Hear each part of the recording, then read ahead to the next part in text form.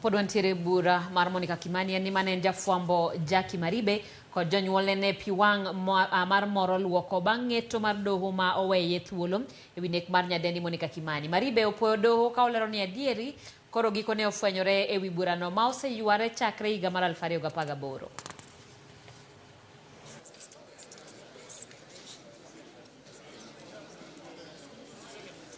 I'll just say go read John 8:32, for you shall know the truth, and the truth shall set you free. Thank you. And I want particularly to address the press. Seek to know the truth. Seek to know the truth. Don't rush to say things that you have not researched about, so that when you report, all of us feel like what has been said is worth reading.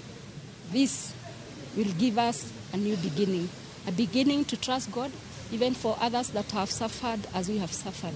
It has been a torturous journey. We have suffered both emotionally, financially, and everything else. But we thank God that He has come to this kind of an end. Throughout the period, her conscience has been clear, and the evidence has never at any time suggested that she was implicated. She was not at the scene. She didn't know her. She had no reason to want her dead.